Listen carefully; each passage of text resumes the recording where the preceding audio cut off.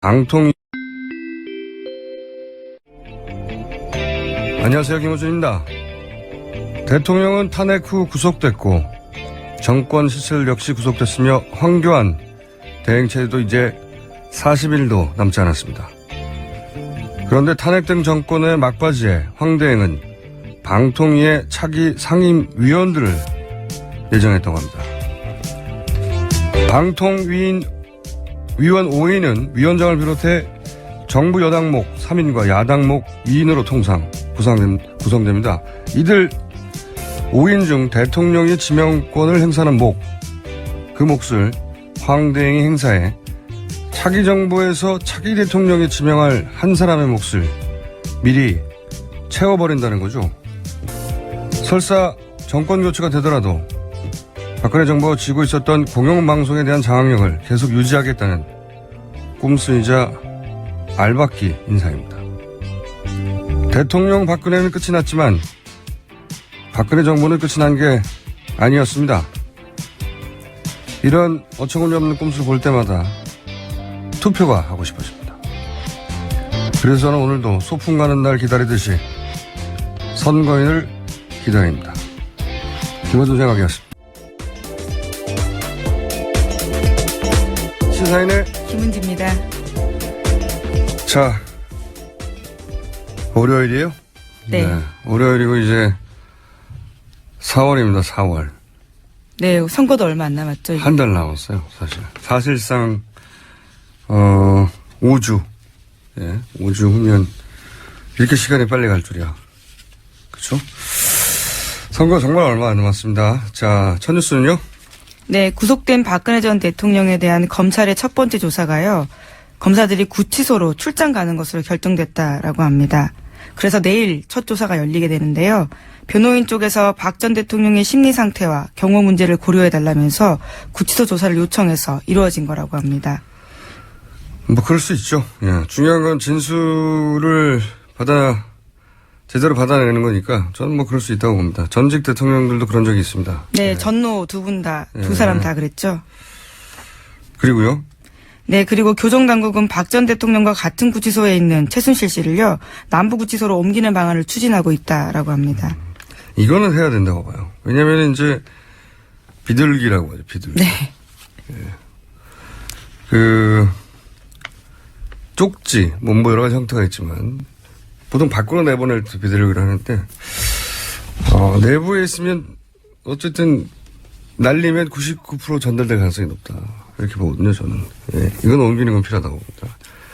구치소 관련 뉴스가 주말에 많이 나왔어요. 예. 네, 또 박 전 대통령과 관련해서요, 서울구치소는 어떤 것도 발설하지 말라면서 엄격하게 입단속하고 있다라고 채널A가 보도하고 있습니다. 예. 그건 어떻게 보도합니까? 아무도 말을 안 하는데? 네, 관계자 멘트를 인용해서요, 네. 이렇게 입단속하고 있다 알리고 있는데요. 입단속을 하고 있다는 말 자체가 입단속이 안 되고 있다는 거잖아요. 이게 뭐 불가능하다 봅니다. 완전히 차단되는 건. 그래서 관련 뉴스가 계속 나오죠. 네, 채널A가 그래서 관계자 전원을 계속 보도하고 있는데요. 박 전 대통령이 머무르는 독방에는 CCTV를 떼어내고 샤워 설비를 제공했다. 이런 이야기도 하고 있고요.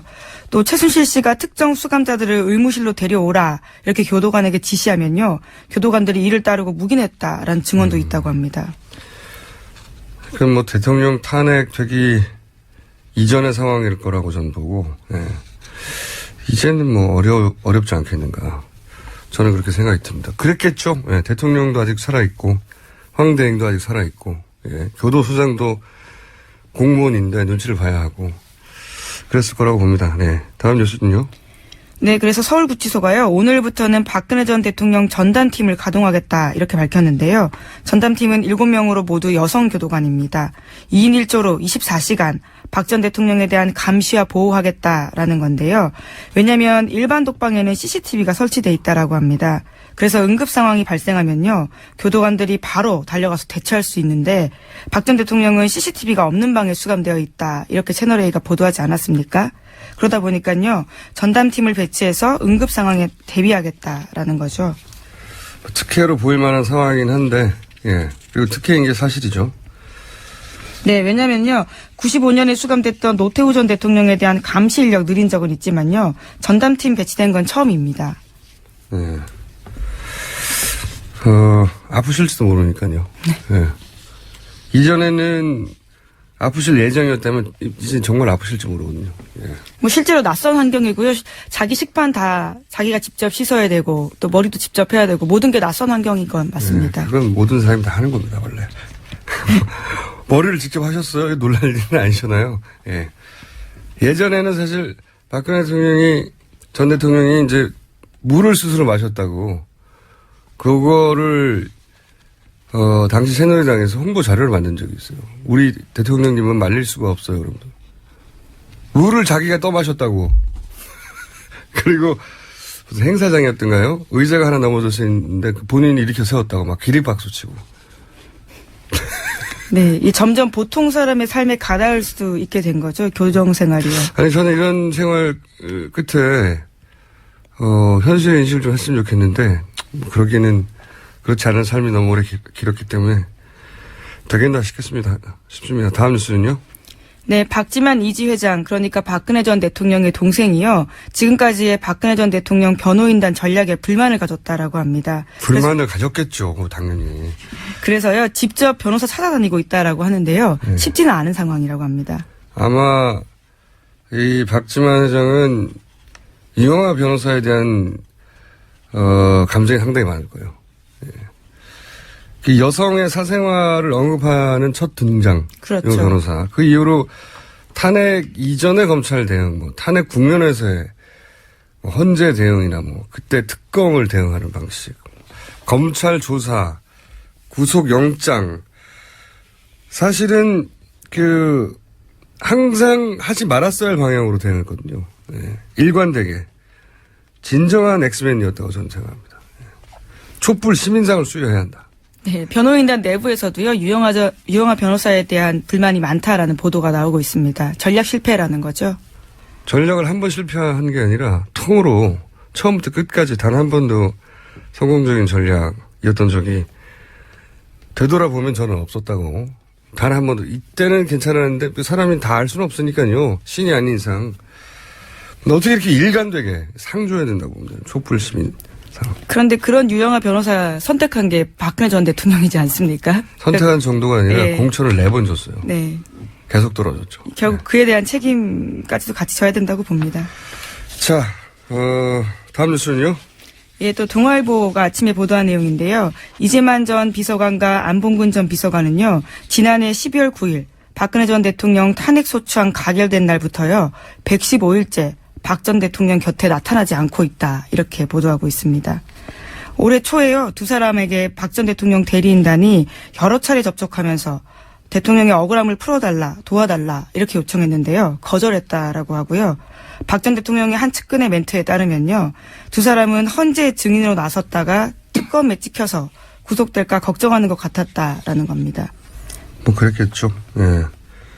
박근혜 전 대통령 최순실, 사실은 최순실의 사람이다라고 불렸던 사람들인데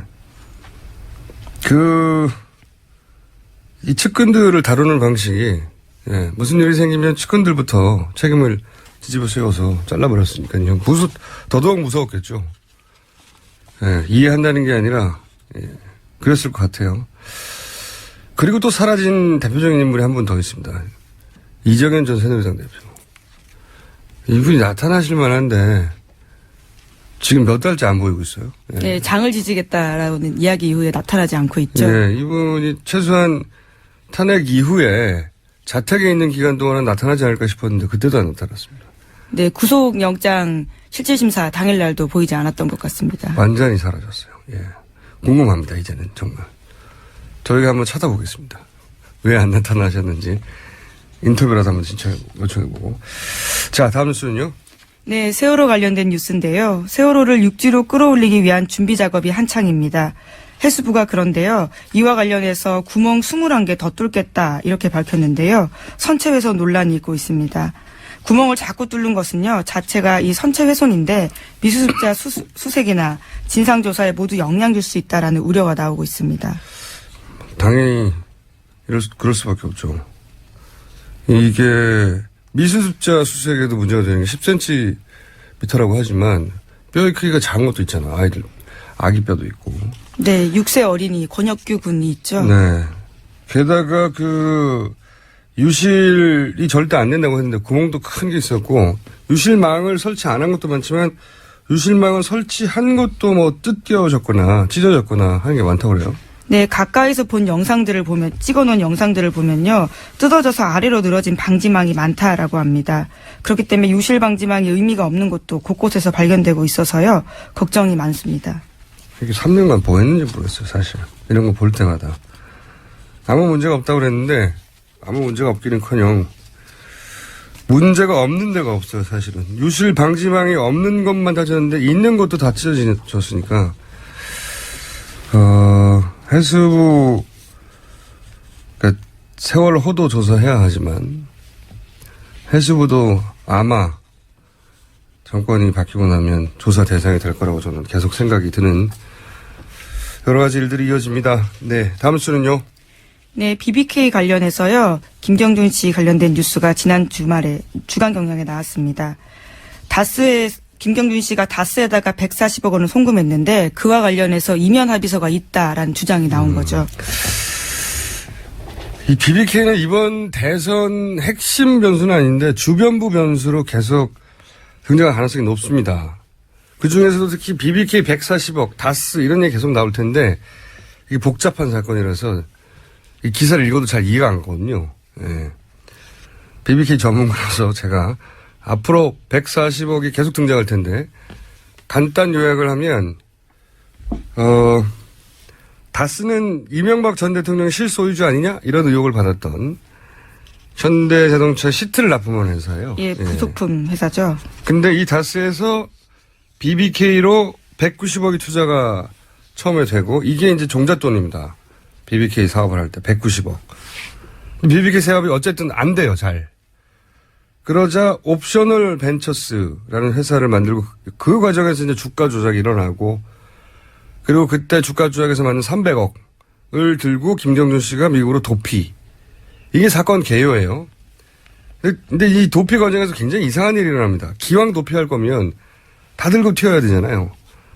그런데 도피로 알려진 이 도피가 희한하게도 이명박 전 대통령 주변에서 투자한 돈만 다 갚고 도피해요. 굉장히 친절한 도피 행각인데. 근데 그 중에서 유일하게 이 첫 투자가 이루어진 이명박 대통령 전 대통령의 실소유주 의혹을 받고 있는 다스에만 190억 중에 50억만 갖고 140원 안 갖고 튑니다. 그것도 굉장히 좀 이상해요. 그래서 이게 튄 것이 아니라 이명박 전 대통령과 모종의 합의를 하고 간 거 아니냐. 근데 여튼 김경준 씨하고 이명박 전 대통령이 뭔가 잘 안 풀렸는지 이후에 미국에 소송전이 벌어집니다. 그렇죠. 예, 소송전이 벌어지는데 이때 다스는 140억을 내놔라 김경준 씨에게. 그리고 옵셔널 벤처스의 투자자들 주가 조작을 했던 투자자들은 김경준 씨에게 돈을 들고 간 돈 내놔라. 횡령한 돈. 뭐 이런 소송이 여러 개 벌어집니다. 근데 그 중에서 다스는 미국 소송에서 김경준 씨에게 져요. 140억을 돌려줄 필요가 없다는 거죠. 소송에 집니다. 그래서 갚을 필요가 없는데 갑자기 140억을 다스에 갚아요. 희한하게. 네. 어느 순간에. 그때 에리카 김이 한국에 온 다음이죠. 2011년에. 그러니까 이명박 대통령 시절이고 김경준 씨가 수감돼 있던 시절이고 에리카 김이 잠시 들어왔다 나가죠. 예. 그러면서 갑자기 140원이 정리가 됩니다. 그래서 140억을 주는 대신 모종의 거래가 있었던 거 아니냐. 의혹이 그때도 있었는데 이제 이면 계약이 있었다는 얘기가 처음으로 나온 거죠. 예. 그 이면 합의가 뭔지를 아마 조만간 김경준 씨가 폭로하겠다는 얘기인 것 같고요.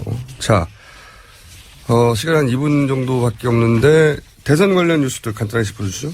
네, 오늘 서울에서요. 더불어민주당 경선 결과가 열립니다. 오늘 만약에 수도권에서 45% 넘게 문재인 전 대표가 득표하게 되면요. 후보가 결정되게 되는 겁니다. 그렇죠. 홍준표 후보는 결정이 됐고 자유한국당에. 네, 지난주 금요일입니다. 이제 남은 것은 사실상 안철수 후보도 확정된 거나 마찬가지니까요. 네, 어제 6연승 했습니다. 예. 이제 구도가 확정됐다고 봐야 되죠. 예.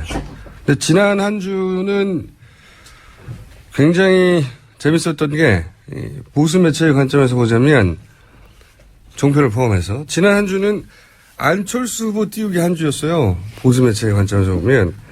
안희정 후보로부터 이동한 보수표가 있었고 경선 컨벤션 효과가 결합해서 이제 안철수 후보가 큰 폭으로 상승했잖아요. 이건 팩트고. 국민의당 입장에서 보면 이걸 최대한 펌프 하는 것도 당연한데 그런데 이제 보수 후보들이 따로 있지 않습니까? 홍준표 그리고 유승민 범보수 후보들이 따로 있는데 보수 매체들이 안철수 펌프에 주력했거든요. 여기 이번 대선에서 보수의 전략은 무엇인가 하는 관점에서 현상을 바라보면 굉장히 흥미로운 한 주였습니다. 개인적으로. 보수 입장에서는 문재인 대세론을 막아야 되니까 그래서 안철수 후보를 띄우는 측면이 있긴 있습니다. 문재인 안철수가 호남표를 비슷하게 나눠 가지면 제일 좋죠. 보수 입장에서는. 근데 이게 분열 전략 차원이 아니라 한 발 더 나가서 보수 후보가 아니라 안철수 후보를 전략적인 파트너로 이 보수의 기획 사이드에서 선택한 건가? 그렇게 읽히는 징후도 있어요. 굉장히 흥미로운데. 예를 들어서 종편의 프라임 타임에 안철수, 홍준표 두 후보에 대한 논평을 할 때, 그동안의 종편 성향으로 보면 홍준표 후보를 옹호해줘야 되거든요. 그렇죠? 그동안의 종편 성향으로 볼 때.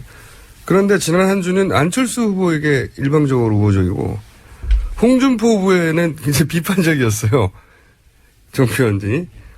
종편 프라임 타임에 야권 후보를 띄워주고 이 보수 후보를 공격한 건 제가 기억하는 한 최초의 전례가 없는 일입니다. 하여튼 그래서 이번 대선에서 보수의 기획은 과연 어떤 것인가 하는 측면에서 굉장히 흥미로운 한 주였다. 그리고 남은 건 이제 보수 후보의 단일화겠죠? 네. 저 혼자 떠들고 있네요? 예, 새로운 분이 오셨어요. 마무리를 해야 될 것 같은데. 예. 관련해서 지금 얘기 관련해서 저희가 이제 여론조사 지난 한 주 짚어보려고 하는데 어쨌든 보수 후보가 단일 후보가 없어 그런 측면도 있겠죠. 근데 이게 참 재밌는 것은 여기까지만 하고 너무 끝내야 되겠네요. 바른당의 유승민 후보가 이제 키를 쥐고 있단 말이죠. 양쪽에서 국민의당에서 땡기려고 하고 자유한국당에서 땡기려고 그러는데 홍준표는 보수 단일화를 위해서 보수 단일 후보라는 이미지를 위해서 유승민을 필요로 하고 유승민은 합리적 보수라는 이미지를 위해서 안철수를 필요로 하고 안철수는 홍준표, 유승민은 필요 없고 그 둘의 지지율만 필요하고 이 삼각관계에 어떤 굉장히 슬픔이 여기 있어요. 서로가 서로를 다른 이유로 필요하나 네. 그 반대로는 사랑이 성립되지 않는 굉장히 애달픈 삼각관계가 지금 형성되고 있습니다. 그리고 다음 시간에 오늘 시간 부족하니 내일 다시 한번 짚어보기로 하고요. 자, 오늘 여기까지 하겠습니다. 시사인의 김은지였습니다. 감사합니다. 자, 그럼 가시고요. 연속해서 이어서 저희가 긴급 만든 순서입니다. 이제 사실상 당 후보들이 다 결정된단 말이죠. 네. 그래서 저희가 지금 말씀드린 내용을 이어서 리얼미터 권순정? 죄송합니다. 권순정입니다. 술정이 아니라. 죄송합니다. 권순정 조사 분석실장과 함께 이번 주의 판세 해석을 좀 짚어볼까 합니다. 사실상 원내 5당 후보가 결정된 거나 마찬가지죠, 지금. 맞습니다. 안철수 후보가 경선이 한 번 더 남긴 했지만, 이건 뒤집을 수 없기 때문에 이미. 예. 현재까지의 판세는 어떻습니까? 예, 지난주가 사실상 다자구도 마지막 조사였는데요. 예. 먼저 조사 개요를 먼저 불러드리겠습니다. 네. 지난달 27일부터 31일까지 5일간 전국 성인 2,550명을 대상으로 유무선 전화 면접 및 자동응답으로 실시했고요. 오차 범위는 95% 신뢰 수준에서 플러스 마이너스 1.9%포인트, 응답률은 9.9%입니다. 자세한 사항은 중앙선관위 여론조사심의위 홈페이지를 참조하시기 바랍니다. 결과 알겠고요. 빨리 결과 알려주세요. 예. 문재인 후보 31일까지 얘기죠. 이게. 네. 다른 조사는 조금 차이가 있는 결과가 많이 나오고 있는데 예. 저희 조사로는 문재인 후보의 1위 독주가 이어졌고요. 예. 안철수 후보의 급등과 안희정 후보의 급락으로 볼 수 있겠습니다. 숫자를 먼저 보면 문재인 후보가 34.9%로 1위로 마감을 했습니다. 다자구도. 지난주는. 맞습니다. 예. 거기에서 한 16%포인트 뒤져서 안철수 후보가 18.7% 상당히 많이 올랐습니다. 한 약 6%포인트 정도 올랐으니까요. 한 주에, 지난 한 주에, 통합 기록인 거죠, 이게? 맞습니다. 예. 월요일부터 금요일까지 2,500명 정도로 조사를 했고요. 예. 그 다음으로 안희정 후보가 많이 빠져서 한 15%로 마감을 했고요. 네. 그리고 이재명 후보가 10%, 그리고 홍준표 후보가 지난주 그 정당 후보로 확정이 됐는데, 예. 컨벤션 효과를 누리지 못하고 빠졌습니다. 7.5%를 기록했습니다. 홍준표 후보가 확정된 날, 네. 박근혜 전 대통령이 구속됐어요. 거꾸로. 예. 네, 그런 부분들도 있겠고요. 그래서 지금 눈에 띄는 대목은 안철수 후보가 급등을 했고, 네. 그 안희정 후보가 급락을 했다는 건데, 그 사실상 안희정 후보의 지지는 구여권 성향의 유권자들 다수가 그 자유한국당이라든지 여권의 그 대선 가능성이 있는 사람들이 없다라고 인식을 해서 대안 후보 선택 심리가 상당히 강했습니다.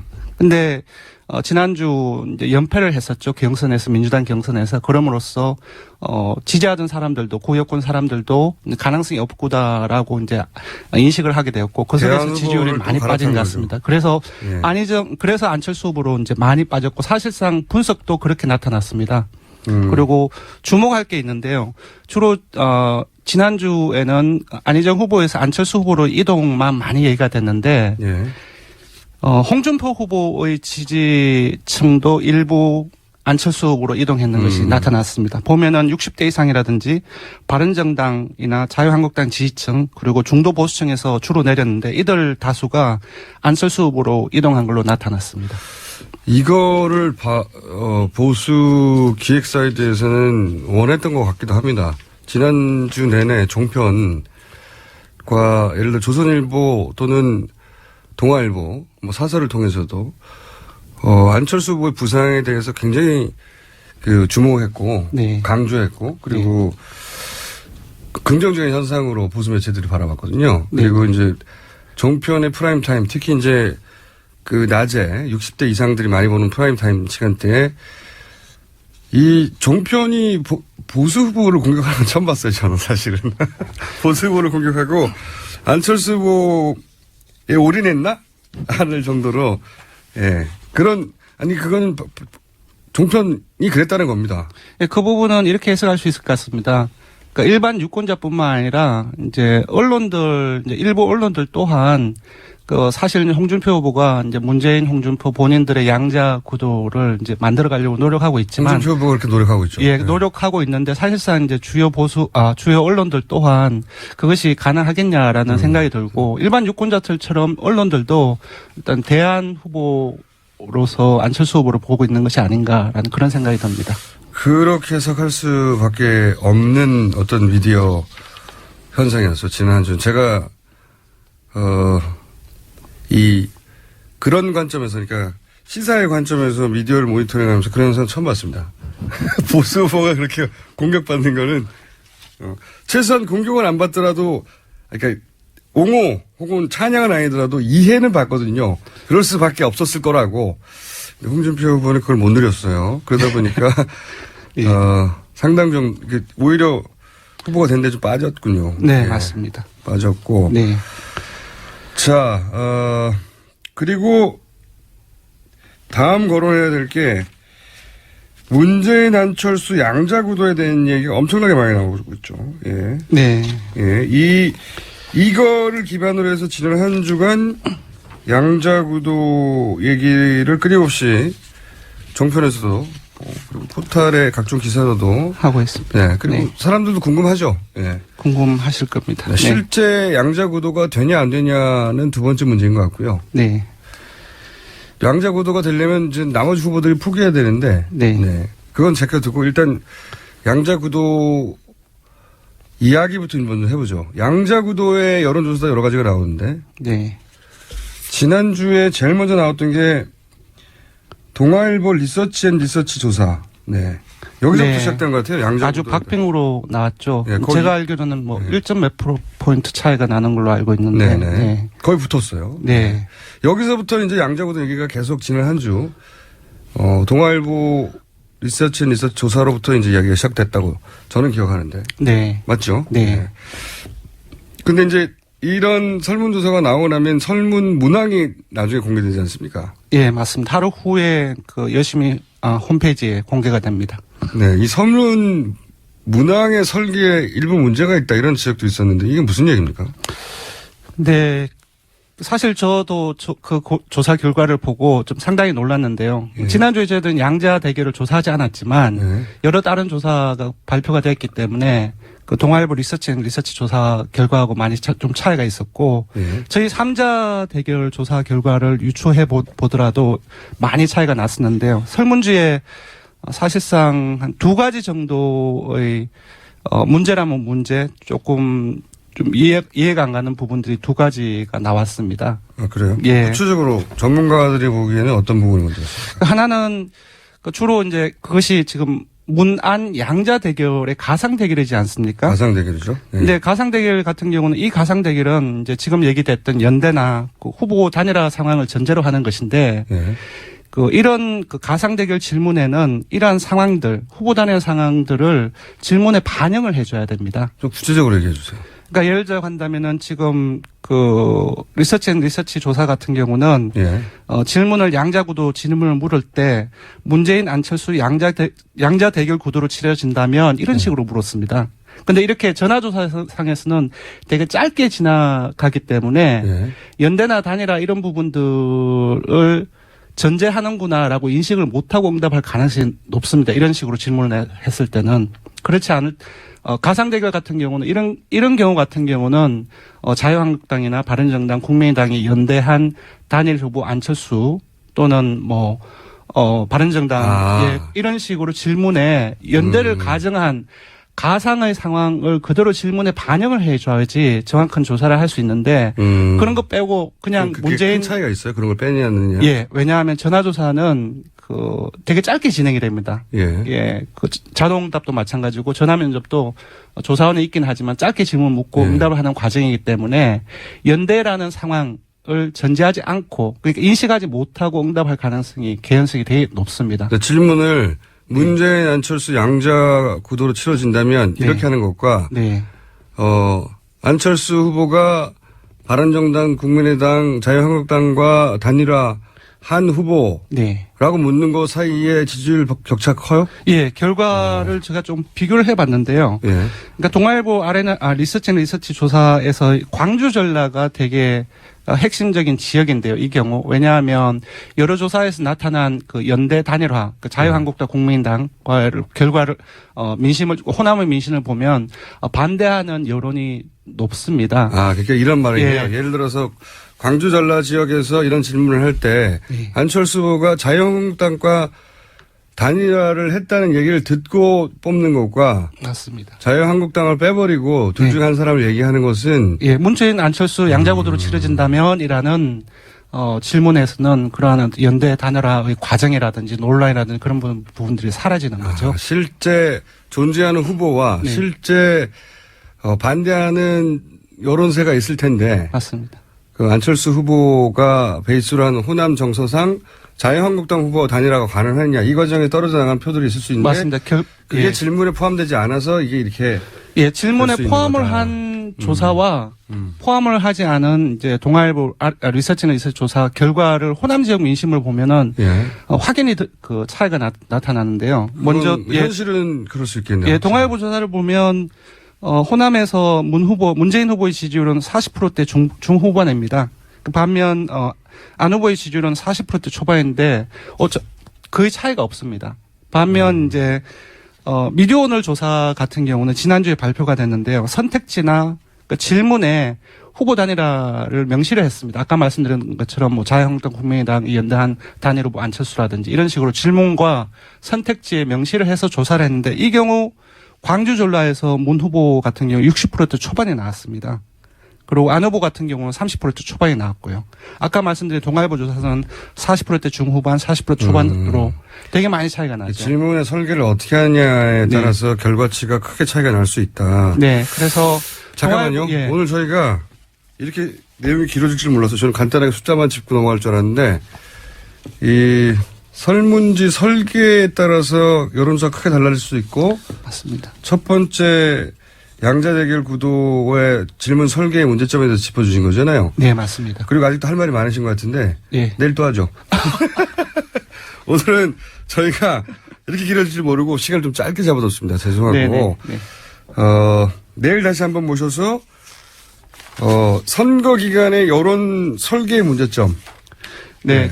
지금 이제 오늘부터도 얘기하고 되게 많이 이제 여론조사가 나올 텐데요. 이제 여론조사 결과들을 잘 보려면은 여러 가지 부분들을 고려를 해야 되고 좀 알 필요가 있습니다. 그 부분에 대해서는 내일 다시 한번 짚어보기로 할게요. 아쉽네. 좀 더 길게 잡아둘 걸. 할 말이 그렇게 많으시면 말씀하시지. 자, 리얼미터의 권순정 조사 분석 실장 오늘 여기까지 하고 다시 한번 모시겠습니다. 문제가 좀 많이 있는 것 같습니다. 여론조사 설계에 있어서. 고맙습니다. 자, 감사합니다. 첫 번째 인터뷰 시간입니다. 보수 양당, 보수 후보의 단일화 여부가 19대 대선의 주요 변수가 될 것 같은데요. 자유한국당, 바른정당 양측의 입장 들어보겠습니다. 먼저 바른정당 유승민 대선 후보 캠프의 민현주 대변인 연결됐습니다.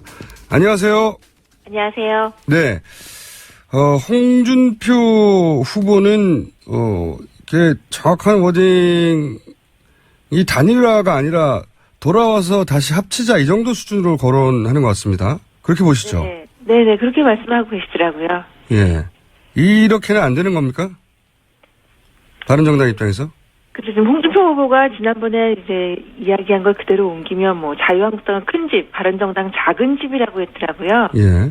그래서 큰 집, 작은 집이 뭐 흡수한다고 한다 이렇게 말씀하시는데 저는 이분이 정치를 머릿수로 하는 거로만 생각하시는 거 아닌가. 저희는 무엇보다도 명분과 민심으로 하는 거라고 믿고 있습니다. 명분과 민심. 박근혜 전 대통령이 지금 탄핵된 상황에서도 자유한국당에 남아있는 국회의원들과 그 주변 분들은 기득권만 지키려고 하고 있고요. 그 집단과 불이익을 감수하면서까지 새로 시작하고 반성하면서 새 출발하려고 하고 그다음에 개혁을 하려는 바른정당 세력들에 대해서 국민들이 분명히 구분해 주실 거라고 믿고 있고요. 저희는 명분을 가지고 민심을 얻는 것이 바로 큰 집이다. 그리고 과연 홍준표 후보가 주장하는 우파 진영 통합이라는 게 통합을 통해서 대선 승리를 목표로 한다면요. 오히려 홍준표 후보가 이번에는 친박 청산하고 자유당 해산하고요. 그리고 우파 진영의 대통합을 위해서 백의종군하는 게 맞다고 봅니다. 네. 말씀은 잘 들었는데 홍준표 후보가 그렇게 할 일은 없을 것 같고요. 네.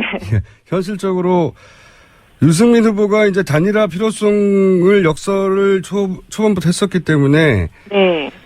결국은 하지 않겠냐 하는 기도도 있긴 한데 근데 이제 홍준표 후보에 대해서는 또 비판을 많이 하세요. 이게 유승민 후보가 이 단일화에 대해서 가지고 있는 정확한 의중 뜻이 뭔가요?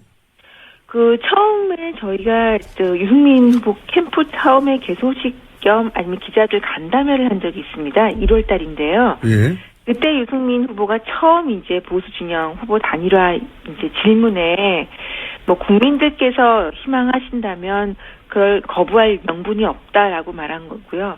지금까지도 그 입장에서는 변한 건 없습니다.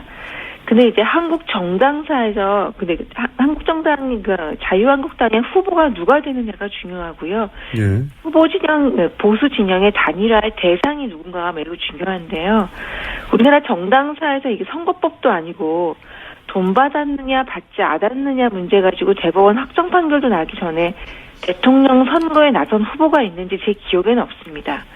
아마 있다면 이미 이제 여러분들께서 말씀하셨을 텐데 아직까지 나오지 않는 건 없다는 얘기고요. 저는 법률 전문가가 아니라서 뭐 사실심이다, 법률심 운운하는 것에 대해서는 할 말은 없는데요. 이런 전례가 없는 경우에 많은 국민들께서 과연 자유한국당의 홍준표 후보를 제대로 된 보수진영 후보라고 평가하실지 그 부분에 대해서 분명하게 인식하셔야 된다고 생각하고 바른정당에서도 이 부분이 해결되지 않으면 후보 단일화에 응하는 것 자체가 국민의 뜻을 반역하는 거라고 생각을 합니다.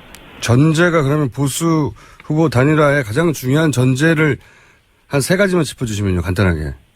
우선 국민적인 요구가 있어야 되고요. 예. 그와 동시에 법률 위반, 지금 대통령 탄핵이 헌법을 수호할 의지가 부족하고 법률 위반에 대한 혐의를 받고 있는 상황에서 또다시 이미 법률 위반 혐의로 3심까지 가 있는 분이 대통령 후보 자격이 없다라는 것이 저희 당의 판단이고 국민들의 판단이라고 믿고 있습니다. 그래서 이 부분이 해소되기 전까지는 저희는 자유한국당 후보와 단일화 관련해서 논의를 할 수가 없는 상황입니다. 근데 홍준표 후보가 대법원 판결이 한 달 내에 난리도 없고, 그럼 홍준표 후보하고는 단일화 안 한다는 얘기잖아요? 그렇죠. 앞서서 말씀드린 대로 이 부분이 해소되기 전까지는 저희는 국민적 상식에서 판단할 문제이기 때문에. 근데 홍준표 후보 아닌 다른 후보를 정할 시간도 없고 그런 절차도 없는데 그러면 단일화 안 하는 거네요? 앞으로 남은 시간이 있으니까 홍준표 후보의 결단을 이제 기다려야 되는데요. 앞서서 말씀드렸듯이 지금 상황에서는 매우 어렵습니다. 네. 네, 홍준표 후보가 스스로 사퇴하고, 네. 그리고 자유한국당은 후보가 없는 상태에서 유승민 후보가 저절로 보수 진영 범보수의 단일 후보가 되는 이것이 유일한 방법입니까? 글쎄 저절로라는 말씀은 드리기 어렵고요. 네. 그 다음에 자유한국당이 반성과 개혁을 통해서 어느 정도의 대안을 마련한다면 또 그 대안에 대해서 논의를 할 수 있습니다. 근데 지금으로서는 어렵다는 말씀 드립니다. 지금으로서는 어렵다. 네. 사실상 안 하겠다는 말씀처럼 들리는데. 이런 얘기는 어떻게 설명 좀 해주세요. 이런 얘기들이 있는데 바른정당이 국민의당과 먼저 손을 잡을 것이다. 네네. 이런 얘기가 사실은 많은 보도가 있어요. 네. 실제로는 어떻습니까? 지금 이제 바른정당이 국민의당과 손잡는 게 이제 바람직하다고 말씀하시는 분들 대부분은 네. 이제 아마도 문재인 후보의 패권주의를 저지해야 된다는 이유가 가장 큰 걸로 알고 있어요. 예, 예. 저는 완전히 틀린 말은 아니라고 생각합니다. 네. 근데 한번 생각을 해보면요. 누구 특정인 한 사람 떨어뜨리기 위해서 생각이나 가치나 이제까지 정당 활동을 했던 지지 기반이 다른 정당이 손을 그냥 잡는다. 그게 과연 옳은 길인가. 그리고 또 그렇다면 이게 과연 단순 선거연대에 불과하거든요. 네. 선거연대 결과를 한번 지난 몇 번 선거 대선, 특히 대선입니다. 대선에서 보면은 야당과 연대해서 단순히 선거연대에서 성공할 수 없다는 게 이미 확인이 된 바 있습니다. 그래서 바른정당이 명분과 원칙 없이 그냥 특정인 한 사람의 그 패권 저지한다는 생각, 그렇게 해서 연대를 한다면 그냥 무난하게 문재인 후보 당선을 도와주는 거 아닌가라는 저희는 그 비판적인 입장이 있습니다. 그렇군요. 그럼 국민의당과 연대하거나 후보 단일화에 응할 수 있는 전제 조건이 또 있습니까, 여기는? 만일에 이제 국민의당과 저희가 선거연대라는 것 통해 그것보다는 그걸 뛰어넘어서 예. 어떤 진영의 가치를 공유한다면, 생각을 같이 공유를 한다면, 국민의당이 지금 바른정당하고 가장 대립각을 보이는 부분이 안보 국방 부분이고요. 사드 배치에 관련해서. 네네. 그리고 경제나 복지 분야에 대해서는 아직 토론할 시간이 없었습니다. 예를 들어서 국민의당이 사드 배치에 찬성하면 그때 가면 연대를 생각해 볼 수 있다. 이렇게 이해됩니까? 네, 그런 차원에서는 저희가 고민해 볼 수 있습니다. 예. 마지막 질문인데 간단하게만 언급해 주십시오. 지금 김종인 전 대표, 정운찬 전 총리, 홍석현 전 중알보 회장. 네네. 이분들의 움직임에 대해서는 어떤 입장이세요? 그러니까 모였다, 회동했다라는 언론 보도는 나오는데 그래서 구체적으로 이분들이 어떤 목적을 가지고 어떤 행보를 펼치겠다는 말씀은 잘 안 나오고 있어서요. 네. 일단 논의가 어떻게 이루어지고 있는지 저나 저희 당 차원에서 잘 알고 있지 못해서 네. 그냥 나라를 위해 걱정하는 분들이 모이고 있다. 그냥 그 정도로만 알고 있습니다. 더 이상 말씀드릴 게 없습니다. 죄송합니다. 예, 오늘은 여기까지 하고요. 네. 앞으로 자주 연결해야 될 것 같습니다. 오늘 말씀 감사합니다. 감사합니다. 네. 지금까지 바른정당 유승민 대선 후보 캠프의 민현주 대변인이었고요. 이어서 자유한국당 입장도 들어보겠습니다. 정준길 대변인 연결되어 있습니다. 안녕하세요. 반갑습니다. 네. 바른정당에서는 홍준표, 지금 적어도 민현주 대변인의 워딩으로 보자면 홍준표 후보가 스스로 사퇴하지 않는 한 단일화는 어렵다. 홍준표 후보의 자격 문제를 거론하는데요. 뭐 그러지 마시고 문재인 후보도 사퇴하고 예. 그리고 안철수 후보도 다 사퇴하라고 왜 안 하시는지 모르겠네요. 홍준표 후보가 뭐랄까요. 대등한 관계가 아니라 우리가 큰 집이니까 돌아와라. 사실상 흡수로 해석될 정도의 멘트를 하셔서 완전 기분이 상한 게 아닐까요? 글쎄요. 그러니까 이전에도 그 바른정당을 만들어 나간 분들이 과연 박 대통령님의 탄핵이나 국정 관련 문제들의 책임으로부터 자유로운가라는 문제제기 계속 있지 않았습니까? 네. 결코 자유로울 수 없는 분들이라고 생각을 하고 현재 홍 후보가 말씀하시는 거는 그분들이 나가신 원인, 이유가 됐던 박근혜 대통령님의 탄핵 문제가 이제 어떤 형태로든지 정리가 됐지 않습니까? 네. 할당한 명분이 없어졌으니까 다시 돌아와라. 정상화하자는 이야기인 것이죠. 근데 아직 그 당시에 바른정당으로 가신 분들이 문제 삼았던 이제 친박, 세력의 청산, 여기 대해서 여전히 만족할 만한 사인이 전혀 없다 이렇게 보시는 것 같은데요. 바른정당에서. 바른정당이 뭐 워낙 국민의 지지가 없다 보니까 친정을 상대로 헐뜯어가지고 그 지지자들 좀 뺏어가려는 생각 때문에 그런 얘기를 하는 것 같은데요. 잘 아시겠지만 임명진 비대위원장님이 오신 이후에 자유한국당 내에서 그분들이 말씀하시는 속칭 친박이라고 말씀하시는 분들이 제대로 자기 목소리를 내거나 역할을 못하고 있지 않습니까? 그리고 친박이라고 전혀 볼 수 없는 홍 후보께서 압도적인 지지를 받고 또 대통령 후보가 됐어요. 이런 어떤 상황에서 자꾸 자유한국당을 무슨 친박이 어떻고 인적 청산 이렇게 얘기하는 거는 뭐 전 참으로 부적절한 행동이라고 생각합니다. 홍준표 후보가 이제 대선 후보가 됐는데 상징적인 차원에서라도 소위 지금 이제 부적절하다고 표현을 하셨습니다만 예를 들어서 최경환 의원이라든지 몇몇 분들이 있지 않습니까? 지목받는 소위 삼성동에 가신 분들 8분 그분들 정도는 눈에 보이게 뭔가 조치를 취하지 않을까요? 그럴 계획이 전혀 없으시답니까? 홍준표 후보가? 예전에 우리가 그 추운 외양가에서 떨지 말고 집으로 돌아오라는 논평 낸 적 있어요. 예. 지금 패권주의 세력이 다시 정권을 잡는 것을 막는 그 대의가 있고 국민들이 그런 요구들을 하고 있지 않습니까? 그럼 그러한 요구를 위해서 무엇을 하고 향후에 어떻게 나갈 건가 이런 얘기를 해도 시간이 부족한 지금 상황인데 뭐 계속 그런 이야기 하는 거는 그냥 시비 거는 얘기라고 저희는 생각을 하고요. 근데 이렇게 어쨌든 시비를 거는 것이든 아니면 정당한 요든 간에 이렇게 이견이 있으면 보수 후보 단일화는 어려운 거 아닙니까? 뭐 저는 국민들이 자연스럽게 예. 우리 자유한국당의 홍 후보를 중심으로 해서 단일화를 이루어 줄 거라고 생각을 해요. 뭐 지지도 면에서 예. 객관적으로는 뭐 현재 어떤 민주당 후보들보다 떨어지지만 예. 뭐 보수 진영에서는 또 거꾸로 비교도 안 될 정도 아닙니까 지금 상황이 정당 지지도 저도 그렇고 그리고 보수 세력들이 요구하는 거는 한마디로 얘기하면 그런 패권주의 세력이 다시 정권을 잡아서는 안 된다. 안보가 불안한 정치 세력이 정권을 잡아서는 안 된다. 이런 생각들을 가지고 있기 때문에 그 속에서 자연스럽게 국민들의 보수 세력들의 민심이 한쪽으로 몰릴 거라고 생각을 합니다. 뭐 그건 자유한국당으로 예상을 하고 있고요. 그렇게 되면은 뭐 바른정당은 더더욱 입지가 없어지는 거 아니겠습니까? 특히 문제가 되는 것은 뭐냐면 요즘 대선이라는 것은 현실인데 한 500억 정도 되는 그런 선거 비용이 필요하지 않습니까? 네네. 15% 넘어야 100% 받고 네네, 그렇죠. 10% 넘어야 반이라도 받는데 유승민 후보 이번에 나와가지고 한 10% 받겠습니까? 결국은 이번 대선을 끝까지 완주한다고 하는데 만약에 그렇게 되면은 아마 비청산하면서 저는 자연스럽게 공중분해될 거라고 생각을 합니다. 단일화가 안 되면 공중분해로 사라질 거다 이렇게 그렇죠. 악담을 하셔가지고 사실은 바른정당이라는 당이 예. 지속되기 어려운 것은 저는 세 가지 이유라고 봐요.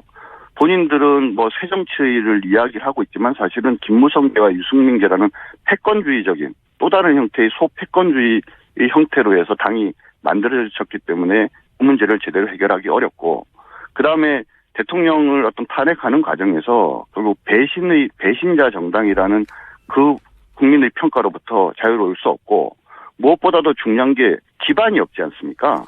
지역 기반이나 또는 사상적 기반이나 정치적 기반도 없어요. 지금 뭐냐면 바른정당의 위치가 도대체 우리 자유한국당과 국민의당 사이도 상당히 좁은 간격인데 그 중간에서 제대로 자기 역할을 할 수 있겠어요? 국민의 선택지에는 바른정당이 없다. 저는 이렇게 자신 있게 말씀드릴 수 있습니다.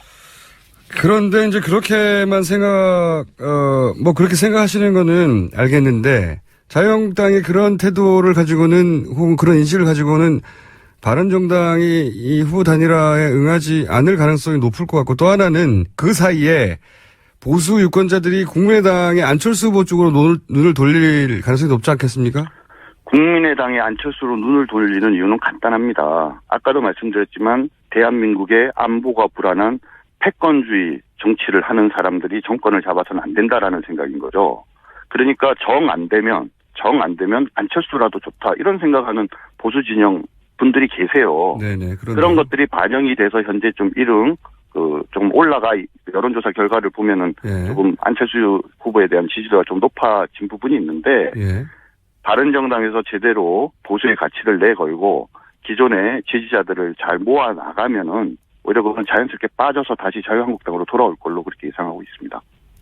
그게 언제 일어날 일입니까? 한 2주 안에 그런 일이 아마 벌어질 거예요. 2주 안에 어떤 사건을 계기로 그런 일이 벌어질까요? 한번 지켜보시죠. 시민입니다. 그러면 아무래도 두 분을 저희가 스튜디오로 직접 모셔야 될 것 같은데, 똑같은 질문 마지막에 한 가지만 더 드릴게요. 김종인 전 대표 이 세 분의 움직임, 예, 김종인. 이 부분 움직임에 대해서는 어떻게 생각하십니까? 김종인, 정운찬 얼마나 나라 걱정이 많으시겠어요. 예. 특히 김종인 대표는 당시 지난 총선에서 정말 죽어가던 민주당을 살려놨는데 하루아침에 토사구팽 돼가지고 배신감도 있죠. 그다음 당신이 가지셨던 뜻인 경제민주화를 위해서 뭔가 개혁 입법을 하고 싶었는데 그거 전부 무시되고 무산됐지 않습니까? 예. 좌절감을 느꼈죠. 그런 상황에서 마치 공자가 천하를 제대로 다스리기 위해서 제자들을 데리고 10여 년을 주유하듯이 천하를 주유하듯이 당신이 10초 남았습니다. 마지막 이 시대의 소명을 완성하기 위해서 예. 저를 홀로단신으로 나오셨다고 생각하고요. 예. 상당한 정신적 지주가 돼 주실 걸로 그렇게 예상하고 있습니다. 자유한국당에 도움이 될 거라고 보시는군요. 자유한국당 당연히 도움되죠. 범보수 진영에 도움이 되실 분이라고 생각합니다. 알겠습니다. 오늘 말씀 감사합니다. 네, 고맙습니다. 자유한국당 정준길 대변인이었습니다. 세월호를 육지로 끌어올리기 위한 준비 작업이 한창인데요. 이 과정에서 논란이 끊이지 않고 있습니다. 세월호 선체조사위원장을 맡고 있는 김창준 변호사 전화 연결해 보겠습니다. 안녕하세요, 변호사님. 네, 안녕하세요. 네. 우선 해수부가 이 무게를 줄이기 위해서 배에 천공을 내야 한다. 네. 이런 의견을 냈지 않습니까? 그렇죠. 여기 대해서는 어떻게 평가하십니까? 저희는 하여튼 지금 내일 저녁 자정까지 뻘 작업을 다 해야 되거든요. 네. 그 물의 무게 주의해야 된다는 거 다 해야 되는데, 해수부 설명은 한 600톤을 줄이지 않으면 모듈 트랜스포터의 용량을 초과해서, 예. 육상 거치 하다가 예를 들어서 모듈 트랜스포터가 이렇게 파손된다든가, 네. 이렇게 웃동거리면 이렇게 잘못하면 이제 다시 좀 물속 들어갈 수도 있잖아요. 그런 얘기를 하니까, 네. 저희로서는 일단 전문가 감정 의견을 첨부해서 정말 네. 그렇다면, 그 말이 정말 진실하다면 어쩔 수 없지 않는가 하는 그런 입장입니다. 유가족들은 이렇게 되면 미수입자 수색을 하는데 혹은 진상조사를 하는데 영향을 줄 수 있기 때문에 더 이상의 선체에서는 안 된다는 게 기본 입장으로 알고 있는데요. 네, 저도 그런 우려를 전에 들었습니다. 그러면 네. 충분히 그 우려는 제가 잘 이해를 하고 있고요. 예. 저희 조사위 입장은 지금 이제 해수부에다가 지난 금요일 날 했던 현상 유지. 그러니까 저희는 진상 규명을 해야 되기 때문에 네네. 증거 보존을 해야 되지 않습니까? 네네. 그래서 현상 유지를 해라고 바꾸지 말라 한 것이고요. 예. 지금 이제 그 청구하려는 데가 그 디데크, 그러니까 이제 자동차 그 화물창입니다. 네. 그게 들어있는 지금 뻘하고 물을 한 500톤에서 600톤 빼겠다는 건데, 저희 생각은 이게 지금 현상 유지라는 건 사실 이제 증거 보존 차원인데, 예. 뻘은 사실은 증거가 아니죠. 사실은 저희가 이제 재현하려고 하는 거는 이제 침몰 당시에, 침몰 전에 상태를 재현을 하려고 하는 것이고, 네. 침몰 이후에 뭐 벌어진 예를 들어서 물이 들어간다든가 뭐 뻘이 들어갔다든가 그런 거를 유지하라 그런 건 아니죠. 이제 그래서 기본적으로 그 뻘을 빼는 거는 사실은 저희 정거조사에는 방해되지 않는다고 저희 그렇게 생각하고 있는데, 유가족분들이 워낙 그렇게 이제 우려하시니까, 네. 저희는 어떤 전문가의 감정 의견을 붙여라 그렇게 요구한 상황입니다. 유가족들은 근본적으로 이제 워낙 오랫동안 정부 조사를 믿지 못했기 때문에. 그렇죠. 예. 정부가 하겠다고 하는 모든 행위에 대해서 그런 것 같아요. 기본적으로 의구심을 가지고 있는 것 같고요. 예. 뭐 그래서 저희 조사 유의가 있는 거니까요.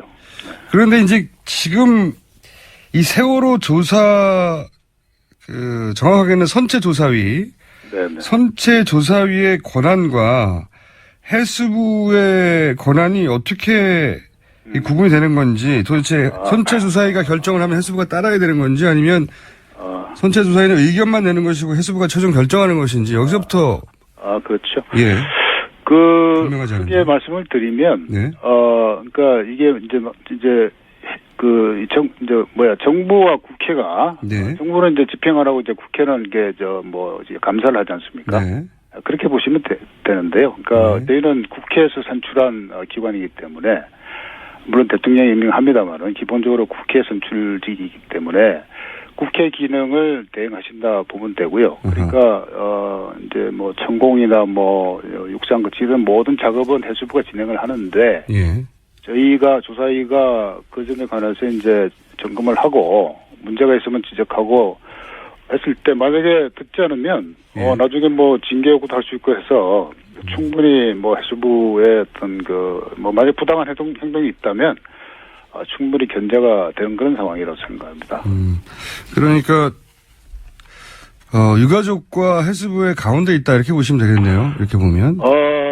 저희는 법에 보면 예. 객관적, 중립적, 독립적 지위를 유지한다고 되어 있기 때문에 네네. 어느 편도 아니고 하여튼 일이 되게끔 하는 그런 조직이라고 보시면 되죠. 그러니까 뭐 어떻게 보면 유가족이 그런 우려를 하신다면 네. 제가 그거를 10분 받아들여서 저희들이 이제 해수부에다가 전달하는 뭐 그런 역할을 합니다. 그렇군요. 그러면 해수부가 예를 들어서 선체조사위가 이렇게 권고하거나 결론을 냈는데 해수부가 따르지 않을 경우는 어떻게 합니까? 저희가 이제 나중에 그 점에 관해서는 뭐 예를 들어서 그저께인가요?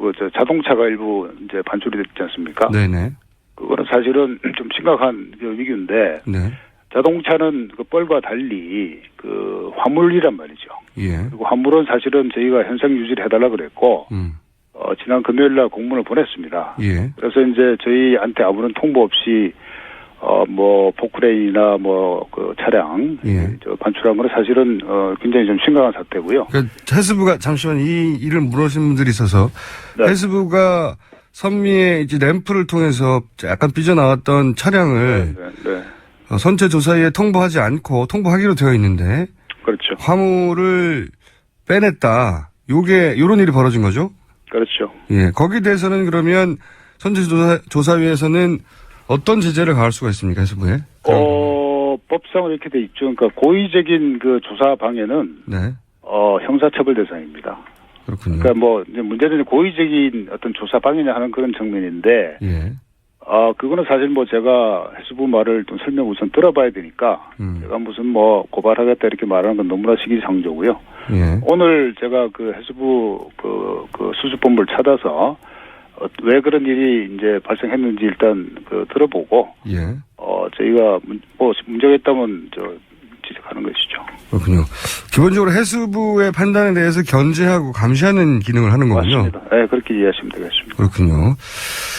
그런데 이제 아까도 말씀드렸지만 유가족들은 미수습자 가족들은 워낙 오랜 세월 그 정부가 하는 일들이 이게 방해가 아니냐 하는 의구심을 가져왔기 때문에 그랬어요. 네. 이 앞으로 그 조사위가 어떤 결정을 할 때 네. 가족들과 합의를 해달라고 요구를 했고, 예, 그랬었죠. 미수채 가지고 그랬죠. 예, 합의를 해달라고 요구했고, 그런데 이제 여러 가지 법적 지위 때문에 조사위에서는 협의는 할 수 있지만 우리가 합의를 할 법적 주체가 아니다 이렇게 얘기한 걸로 알고 있는데 맞습니까?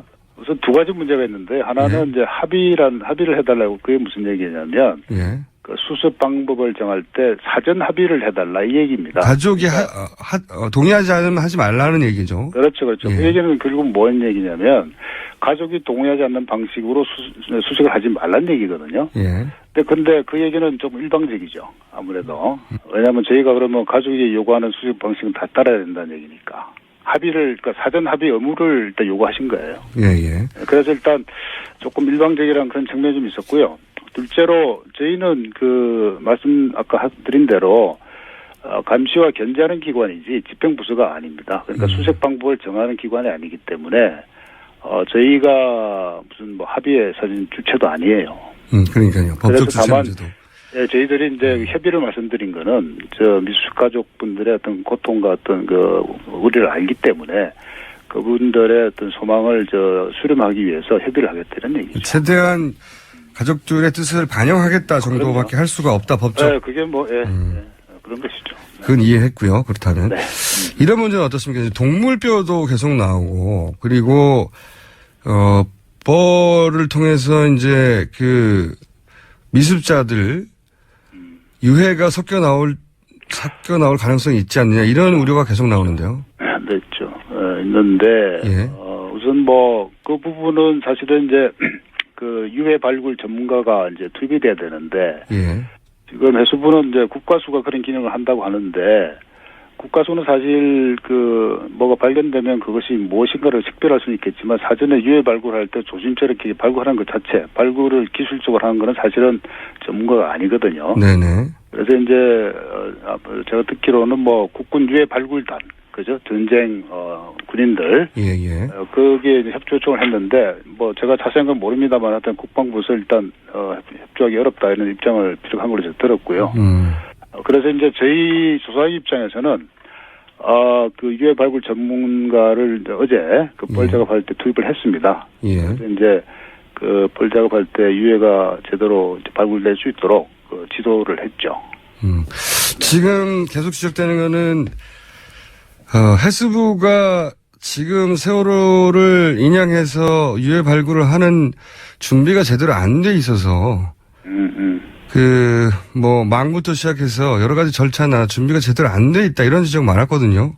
그건 제가 보니까 사실인 것 같고요. 예. 그래서 이제 조사위가 지난 금요일 날 여러 가지 제안을 했는데, 예. 거의 해수부가 거의 수용을 다 하신 것 같더라고요. 예를 들어서 유해 발굴 전문가를 이제 한다든가, 그다음에 이게 유해 발굴할 때 이제 뻘이 지금 현재 우선 현안은 이제 뻘인데, 예.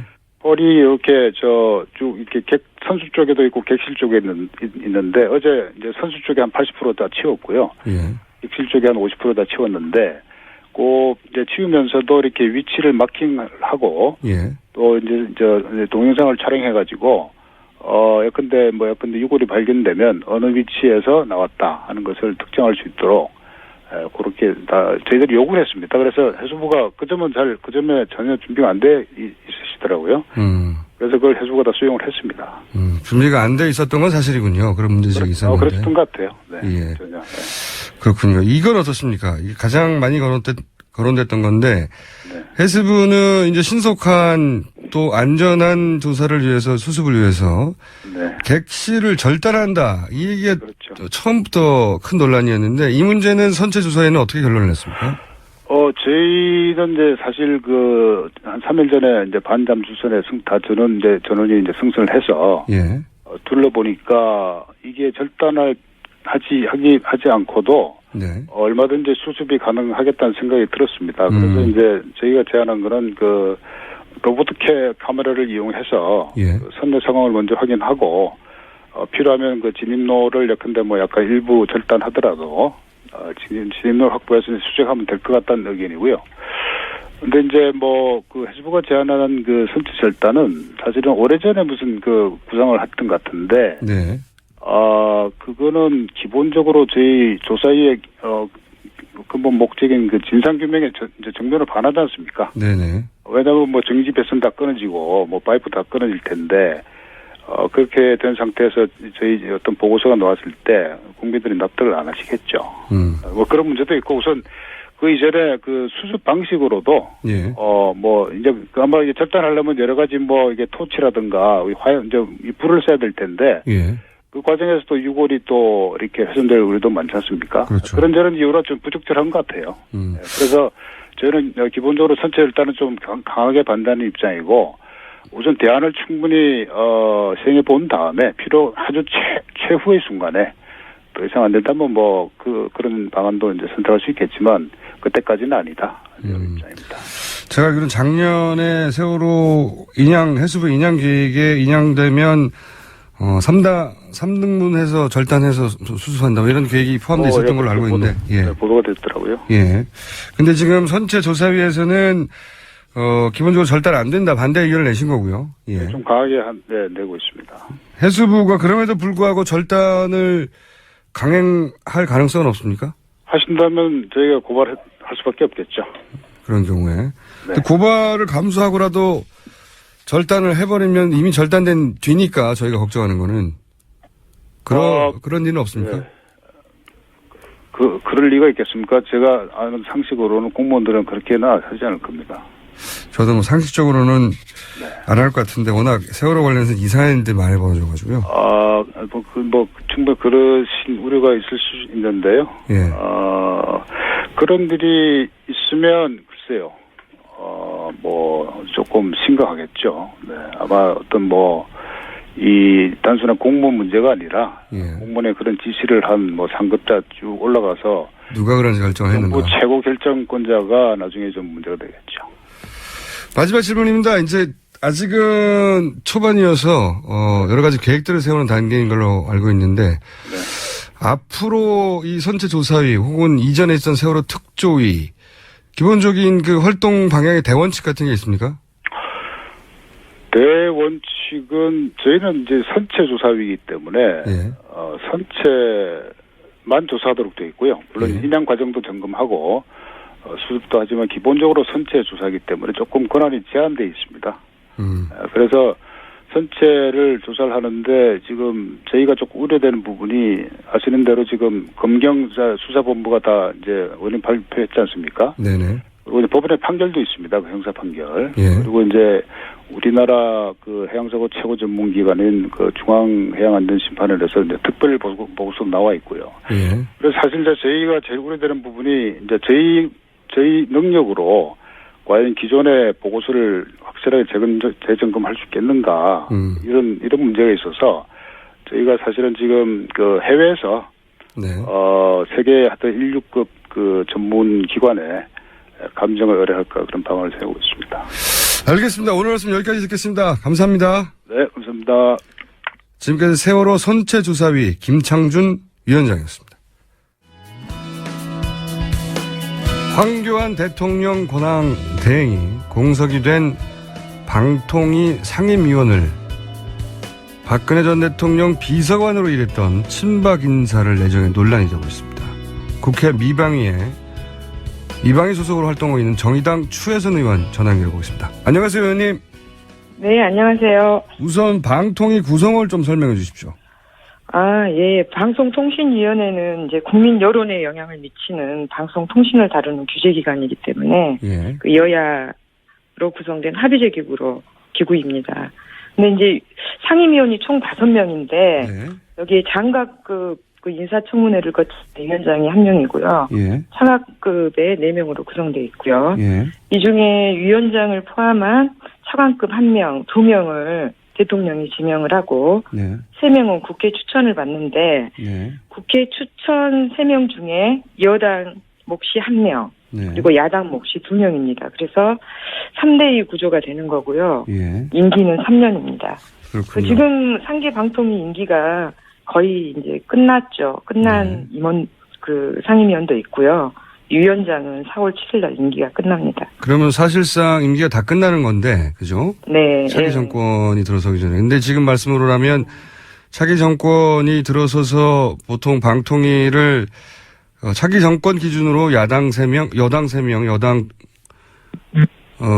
차기 정권 기준으로 여당 3명, 야당 2명이군요. 그렇게 되면 이제 만약에 진보 정권으로 정권 교체가 되면 방통위도 그렇게 3대1로 변할 텐데, 근데 지금 네. 이 시점에 황교안 대행이 누구를 지금 차기 상임위원으로 내정한다고 하는 거죠, 정확하게? 지금 미래부에 네. 정보통신정책실장으로 있는 김용수 씨인데요. 네. 이게 뭐가 문제인지 좀 짚어주십시오. 예. 이제 인사에 대해서는 시기와 또 내용적인 측면에서 모두 문제가 있다. 제가 예. 지적을 했는데, 지금 황 대행이 남은 임기가 36일입니다. 36일. 그리고 파면된 대통령의 권한대행이 이 3년의 방통위원 임명을 강행하는 게 일단은 부적절하고요. 가장 큰 문제는 이제 김용수 씨를 지명을 한 건데, 우리가 부처 이기주의 하면 떠오르는 상징적인 세력이 있어요. 이 정통부 마피아입니다. 업계에서는 이제 이 정통부 마피아 중에 핵심 인물들이 독수리 오영재다 이렇게 얘기가 되고 있는데 그 멤버 중에 한 사람이고요. 정통부 마피아 독수 오용재 중에 1인이다. 예, 그렇죠. 그리고 이 서울대 법대 출신인데 박근혜 인수위에 그 김영수 실장이 결합을 하게 됐는데 2013년도에 이제 의외라는 평가가 있었어요.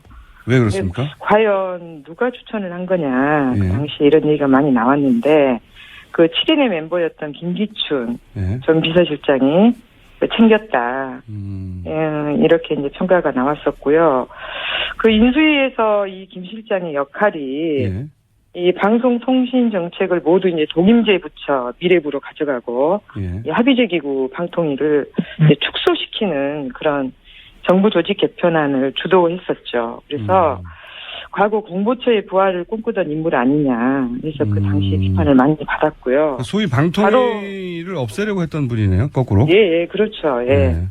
그리고 이제 바로 청와대에 들어갑니다. 정보방송통신비서관으로 들어가서 지금 이제 현 미래부 방통위 체제를 이제 완성을 했는데 이 창조경제라는 이 부분에서 이제 나름대로 ICT 관련 정책을 주도하면서 그렇게 활동을 했는데 그리고 나서 이제 미래부로 2차 관실 핵심인 정보통신정책실장을 이제 역임하게 되는데요. 지금 이제 현재 그 직책입니다.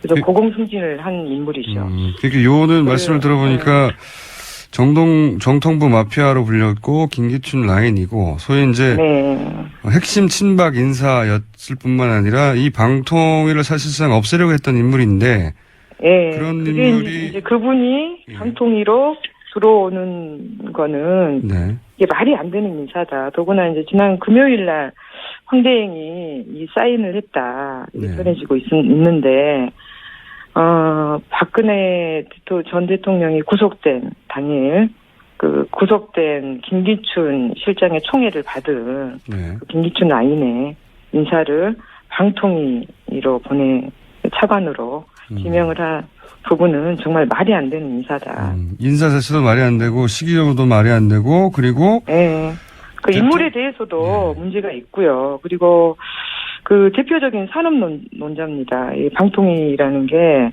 어떤 방송통신의 공적 가치를 강조해야 된 그런 부처인데 그 ICT 정책 관련해서도 미래부의 평가가 있어요. 이 관련 업계의 협회 수준이라는 비판적인 평가가 있고요. 또 작년에 그 750억이 들어가는 인공지능 R&D 사업을 인수위에서 가깝게 활동했던 인물이 있는 그 인물이 원장으로 있는 연구원에 그 예산을 몰아주려고 했다가 국회 미방 예산 심의에서 좀 덜미가 잡히기도 했습니다. 이권 의혹도 좀 있다고 말씀하시는 것 같고. 그러니까 이제 부적절한 인사를 더군다나 부적절한 시점에 36일 남은 그 대행이 예. 앞으로 차기 대통령이 행사할 3년짜리 임기 자리에다가 갑자기 알박기를 했느냐 이런 말씀이네요. 예. 그래서 뭐 알박기 인사라는 비판도 나오고 있고. 이렇게 되면 차기 대통령 인사권을 뺏는 것과 마찬가지 효과가 나는 거죠.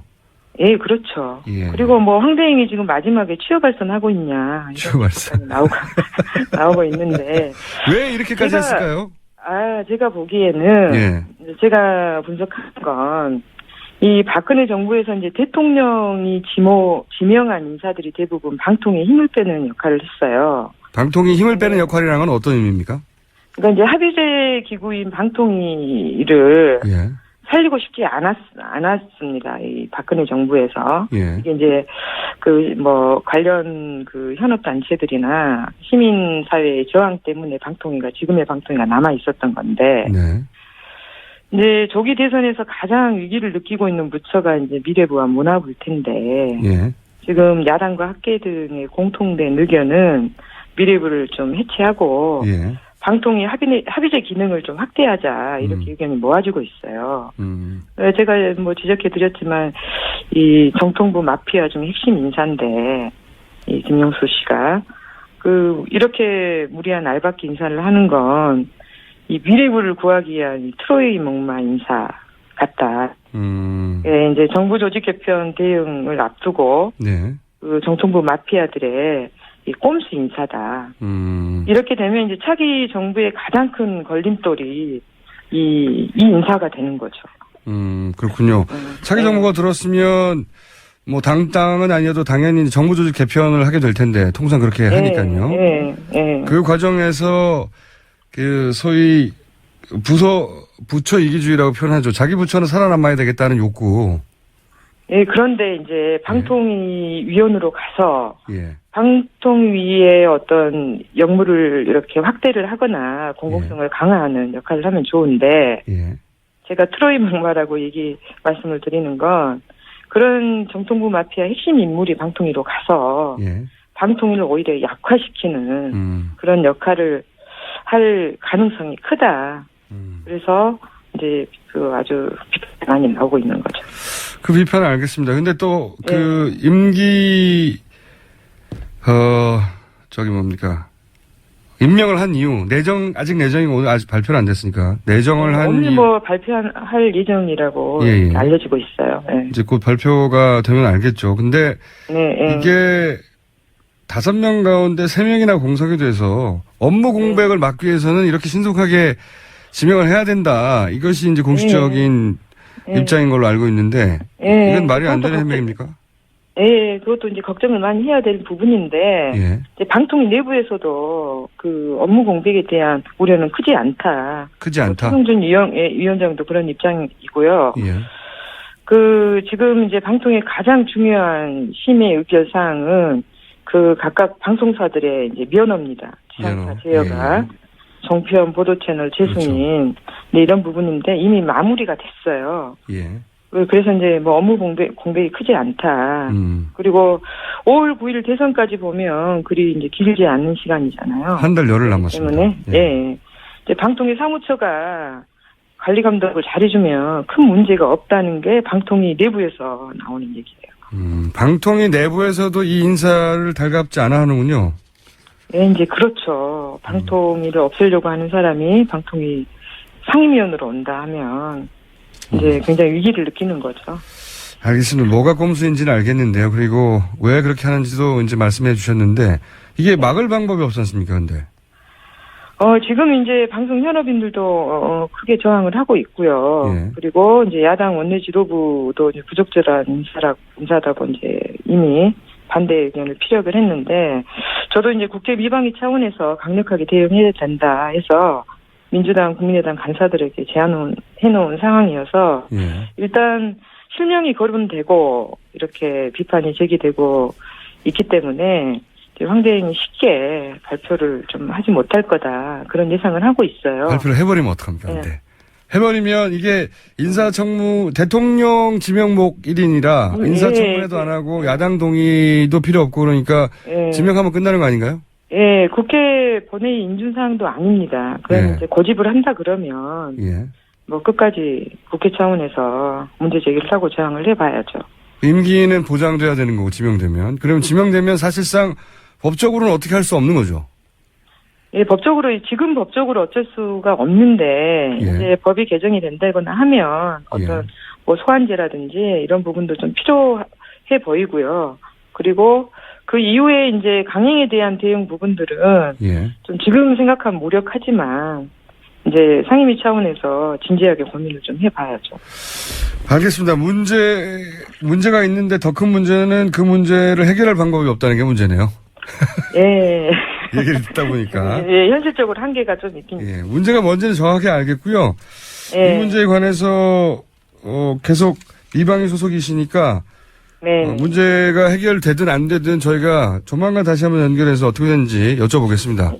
예. 예, 오늘 말씀 감사합니다. 예, 고맙습니다.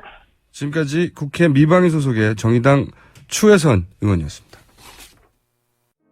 네. 불친절한 AS. 제보가 하나 왔습니다. 새누리 이정현 전 대표 열흘 전쯤 길에서 봤습니다. 네. 정확하게 어디서 봤는지, 몇 시에 봤는지 저한테 알려주셔야죠. 어떤, 일을 하고 있었는지 자세히 좀 알려주십시오. 자. 그리고 4월 12일인 국회의원 보궐선거가 있답니다. 그렇군요. 있군요. 경북 상주 군의의성 청성지역구에 대선 때문에 워낙 관심을 받지 못하고 있는데 특히 민심의 바로미터가 될 중요한 재보궐선거라며 문자를 보내주셨습니다. 그렇군요. 자, 이런 건의가 많습니다. 월요일은 뭘 하시고 오시길래 목소리에 이렇게 힘이 없냐고, 주말엔 뭘 했냐고, 그리고 시사요정이라는 저희 멘트는 도저히 듣고 있을 수가 없다고, 시사 바야바나 시사 요괴 뭐 이런 걸로 해달라고, 시사 고기 시사 정육인 어떻습니까? 자, 뉴스공장이 너무 짧습니다. 5시간 듣고 싶어요 하시는 분들도 있는데, 네, 3일치 연속으로 들으십시오. 자, 여기까지 하겠습니다. 자, 르몽드 디플로마티크 편집장이었다가 지금은 편집위원, 그리고 장사는 잘 안 되는 걸 알고 있는데 사단법인 인물결연구소도 운영하시고 헤어스타일도 멋지시고 불어도 잘하시는 김상훈 의원님 나오셨습니다. 안녕하십니까? 안녕하십니까. 네. 칭찬인지 욕인지 잘 모르겠습니다. 구별이 잘 안 가는데요. 동시에 던지는 거예요, 동시에. 네. 아니, 근데 앞에 말씀하신 분, 5시간 듣고 싶다는 분, 네. 동의합니다. 5시간요? 제, 방송 안 할 때 이제 밖에서 들을 때 네. 너무 재밌어요. 그래서 계속 듣고 싶은데 벌써 끝났나. 네. 어쩔 때는 제 앞 코너가 너무 재밌으면은 제 거 그냥 제끼고 계속 하면 안 되나 이런 생각이 들 정도로. 그 중에서 가장 재밌는 코너는? 내 코너. 그럴 때 제 일부러. 예. 그 얘기가 나오길 바라셨구나. 그런 얘기는 저는 절대. 아니요. 그 얘기. 설사 그렇게 생각하더라도 그렇게 말할 수는 없습니다, 저는. 아니, 진짜 그 얘기를 하려는 게 아니고 정말 재밌다는 말씀을 드리고 싶었습니다. 자, 5시간을 할 수는 없고요. 제가 죽습니다, 그러면. 2시간도 허덕허덕합니다. 네. 자, 오늘은 어떤 이야기입니까? 네. 우리 시민혁명이라고 거의 이제 부를 수 있을 정도로 작년 말부터 올해 초까지 정말 시민들이 큰일 하지 않았습니까? 엄청난 일을 했습니다. 그렇죠. 이거는 이게 세계사를, 없어요. 역사에 관심 있으신 분들은 세계사를 보면 시민들이 무슨 혁명을 이뤄내거나 그 성공 사례도 극히 드물고요. 네. 기본적으로. 권력을 상대로 시민이 혁명을 해냈다. 이것도 굉장히 드물고.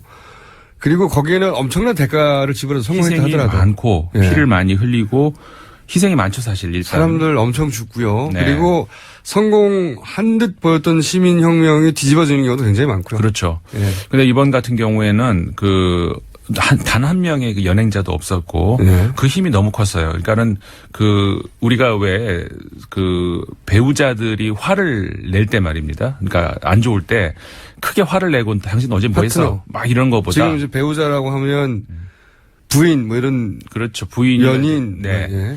근데 그랬을 때 어제 뭐 했어? 이렇게 막 화를 내는 것보다 가만히 침묵하고 있을 때 더 무섭지 않습니까? 이번에 시민들의 무서움 그런 거였던 것 같아요. 그래서 이혼하셨어요? 아니, 그 얘기 왜. 혹은 이혼 당하셨어요? 그 얘기는 그 관련이 없고요. 무섭죠. 아무튼 그게 화를 낼 타이밍인데 말을 안 하면 예, 무섭죠. 그게 정말 무서웠던 것 같아요. 우리가 촛불을 든다. 뭐 정치인 그러지 않았습니까? 촛불은 바람 불면 꺼진다. 근데 이게 더 무서운 게요. 우리가 촛불을 들고는 달릴 수가 없잖아요. 그러니까는 그거는 정말 가만히 앉아 있을 때 들 수 있는 게 촛불인데 그게 정말 무서웠던 거죠. 왜냐하면은 움직이지 않겠다는 얘기 아니겠습니까? 우리는 이 자리에 가만히 있겠다. 당신 내려갈 때까지 우리는 꼼짝도 안 한다. 이 자리를 지키겠다는 거죠. 네, 예. 그 메시지였거든요. 이게 정말 무서웠던 거죠. 이게 사실 이 거론은 잘 안 되는데 박원순 시장 네. 이 물대포에 네, 맞습니다. 그 공급원을 끊어버리는 게 굉장히 큰 역할을 했어요. 지금 되돌켜보면. 우렁각시라고 우리 많이 불렀죠. 그 자리에 앉아 있는데 물대포 쏴보십시오. 네. 흩어질 수밖에 없고 격렬해질 수밖에 없고 그 과정에서 폭력 사태가 일어날 수도 있고 그렇죠. 그 폭력 사태는 빌미가 되어서 꼬리를 맞습니다. 물고 이렇게 안 왔을 거거든요. 그렇죠. 물대포에 물을 공급할 수 없다는 결정은 대단히 중요한 결정이었어요. 사실. 그리고 이제 그 주변 인근 건물의 그 화장실 개방 처음에 안 했거든요. 화장실 개방을. 네. 저는 화장실 이전에 물대포. 근데 이 화장실 그러니까 그건 물론 큰 건데 화장실은 편이라면 물대포는 그 시의 양상 전체에 영향을 미치는 거죠. 그렇죠. 네. 맞습니다. 전적으로 동의하는데 제 말씀은 그 세세한 부분까지 그런 부분까지 굉장한 그 서울시에서 배려를 많이 했다는 거. 박원순 시장이 대선 후보의 경선에는 참여 못했지만 네. 이후로 인기가 계속 올라가고 있어요. 요즘. 호남에서 민주당 경선이 있을 때 가장 큰 환호를 받은 것은 후보들이 아니라 박원순 시장이었다는 뒷말들이 있습니다. 네. 자, 그래서 그런데요. 네, 이런 그 명예로운 시민혁명 이 뒤에 과연 우리가 무엇을 할 수 있을까 이런 생각을 할 때 아니겠습니까? 왜냐하면은 과거 앞서서도 다른 나라도 그렇고 우리나라도 그렇고 이런 그 시민들이 큰 어떤 그 민주적인 성과를 이뤘을 때 그 직후에 보면은 역행하는 그런 일들이 굉장히 많았거든요. 그렇죠. 작용이 있으면 반작용이 있어서. 그렇죠.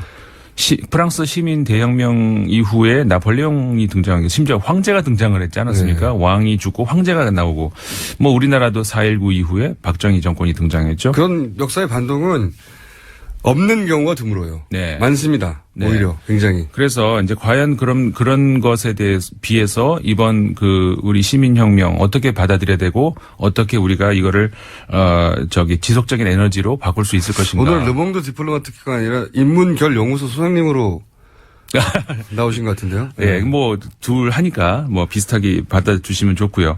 뭘 둘을 하니까요. 아니 그러니까 일몽도 디플로마티크하고 예. 오늘 굉장히 까칠하세요. 아니 헤어스타일도 굉장히 멋있고 그래가지고 제가 무너뜨리고 싶어요. 네. 무너뜨려 주십시오. 그래서 네. 이제 외모가 일치월장하십니다. 네. 좀 말. 예, 그래서 이제 우리가 이제 다시 이런 걸 봐야 됩니다. 뭐냐면은 시민혁명 이후에 모든 공을 이제 정치권으로 넘긴다. 그럼 정치권에서 그걸 얼마큼 받아들여서 할 수 있을 것인가 이런 걸 우리가 생각을 해봐야 되는데요. 그 다음에 우리가 이제 그런 얘기 하지 않습니까? 결국은 시민들 고생하셨습니다. 이제 정치권이 알아서 할게요. 과연 할 수 있을까? 이걸 우리가 이제 여태까지 역사를 쭉 돌이켜 보면은 결코 우리가 그렇게 안심할 수 없다는 그런 시민은 무슨 역할을 해야 됩니까? 그러니까 시민들이 할 수 있는 것은 일단 그 정치권, 그러니까 우리가 정당 민주주의라고 하잖아요. 거기다가 전적으로 내맡기고 이제는 우리는 일상으로 돌아간다. 이게 안 된다는 겁니다. 대의민주주의라고 하죠, 보통. 네, 대의민주주의가 처음 대신. 예. 그렇죠. 국회의원을 우리는 뽑고 국회의원이 우리 뜻을 대의해서 네. 민주주의를 구현해 간다, 뭐 이런 건데. 그래서 이제 대의민주주의가 시작이 우리가 보통 18세기 말이라고 하지 않습니까? 네. 근데 18세기 말 이후로 그러니까 우리가 민주주의 하면 대의민주주의를 생각하는데 역사가 되게 짧다는 거예요. 이거 별로 되지도 않은 역사를 가지고 대의민주주의가 전부 다인 양 생각을 하고 그리고 이제 정당의 출현이 그러니까 그 이후 아니겠습니까? 정당들이 과연 시민들의 대변인 역할을 했는가? 그렇지 않다는 거죠. 그래서 이제 그런 관련해 가지고 전 세계적으로 이제 본론을 말씀드립니다. 본론.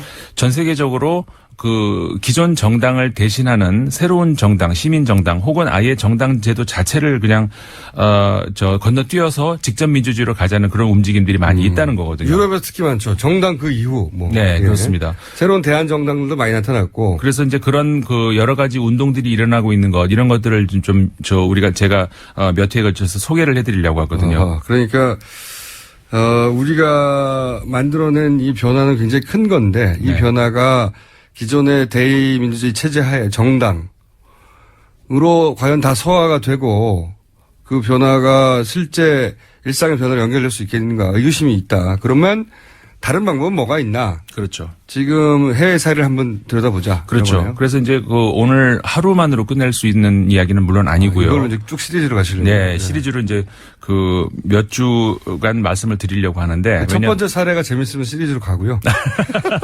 첫 번째 사례가 그러겠네요. 재미없으면. 첫 번째 사례로 제가 이제 스페인의 포데모스를 소개를 해드리려고 합니다. 우리나라에도 많이 소개가 됐습니다만은 정확하게 포데모스가 이제 어떤 사람들인지 어떻게 운영이 되는지 이런 거는 많은 소개는 안 됐잖아요. 일단 포데모스라고 하는 말이 스페인어로 이제 우리는 할 수 있다. We can 이제 이런 의미라고 할 수가 있습니다. 이 운동이 처음 시작이 된 거는요. 기억들 많이 하시겠습니다만 2011년도에 전 세계적으로 시민운동이 크게 일어났습니다. 그게 2008년도 그 미국의 금융위기 이후로 도대체 미국의 이제 우리가 금융 그 자본주의의 상징이라고 할 수 있는 월스트리트 있지 않습니까? 월스트리트에서 과연 그 시민들을 위해서 그리고 국민들을 위해서 그 대중들을 위해서 한 게 뭐냐? 월스트리트는 대중을 위해서 일을 한 게 아니고 자본을 위해서 일을 했죠. 그렇죠. 그러니까 자기 보너스와. 경제 발전이라고 하는데 그래서 경제 발전을 해서 누구를 위한 경제 발전이냐는 거죠. 그러면서 이제 시민운동이 일어나는 것이 대표적으로 그때 바로 그 월스트리트가에서 오큐파이 운동이 있지 않았습니까? 전 세계 시민들이 몰려들어서 월스트리트를 시민들이 장악하지 않았는. 그렇죠. 그런 운동이었었죠. 제가 그 지도부하고도 만나서 얘기도 해봤습니다. 해봤는데 특별한 계획은 없더라고요. 그러니까 이게 특징이 계획이 없어요. 맞아요. 그러니까 지도부가 없다는 거죠. 그리고 회의를 하면은 5시간, 6시간 계속 회의를 그냥 할 수도 있는 거죠. 길바닥에서 그냥 회의를 하지 않습니까? 이제 이게 시민운동. 그러니까는 이거는 어떻게 보면 비슷한 거예요. 그람시라고 하는 이제 이탈리아 사상가가 얘기를 했었죠. 사상가. 20세기의 뭐라고 할까요? 시민운동은 기동전이 아니라 진지전이다. 우리나라 아까 말씀드렸던 그 촛불 집회하고 비슷합니다. 우리는 안 내려간다. 이 자리에 앉아 있겠다. 그리고 주저앉는 거거든요. 월스트리트 저널입니다. 아닙니다. 월스트리트에서 했었던 오큐파이 운동도 마찬가지였고 비슷한 운동이 유럽에서도 많이 있었어요. 그 중에서 오큐파이는 그래서 소멸돼 버렸어요. 그렇죠. 운동은. 스페인에서도 M15, 그러니까는 5월 15일이기 때문에 이렇게 부르는데 그게 이제 똑같이 2011년도에 있었거든요. 비슷한 운동이었습니다. 그게 아까 오큐파이 운동하고.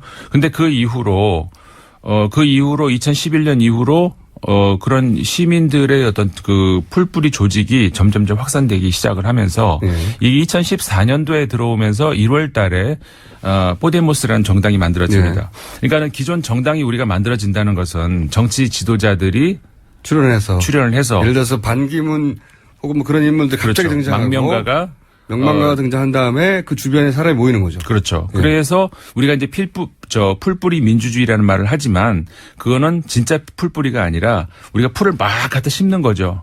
그러면서 이제 이게 풀뿌리가 되는 건데 그게 진짜 풀뿌리가 아니잖아요. 근데 이 포데모스 운동 같은 경우에는 실제로 그러니까 2014년도 1월 달에 포데모스 정당이 출연을 했을 때 이미 그 점조직이 1000개가 넘었다는 겁니다. 자발적인 전국적인 조직이. 그렇죠. 시르쿨로스라고 이제 스페인어로 부르는데 이 점조직, 그러니까 그 보통 정당의 그 지방당이라고 부르나요? 이런 거하고 이제 성격이 다른 거예요. 그러니까 중앙당에서 만든 게 아니고. 그렇죠. 저절로 만들어진 다음에 그게 모여서 정당이 돼버린 거죠. 그렇죠.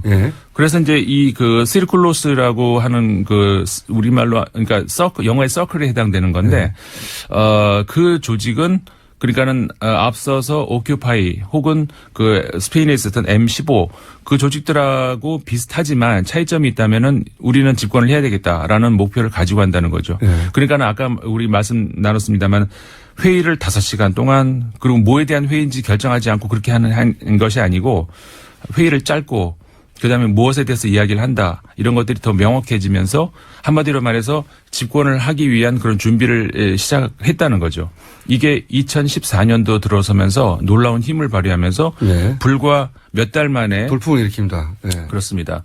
그래서 정당 당원 수가 이제 급격하게 늘어나요. 네. 근데 보통 우리 또 기존의 정당 하면은 당원 수가 그리 많지 않잖아요. 진성 당원은. 위원님? 네. 괜찮네요. 다음 주에도 계속 하는 것으로 시간이 이미 다 됐습니다. 예, 알겠습니다. 사례예요. 그렇죠. 이게 주 사례들이 많습니다. 해외에서 성공한 사례에 대해서 얘기를 해볼까 하고요. 오늘 여기까지 해야 될 것 같습니다. 르몽드 디플로마티크 임상훈 위원이었습니다. 감사합니다. 네, 감사합니다. 네, 저는 김어준입니다. 내일 다시 뵙겠습니다. 안녕.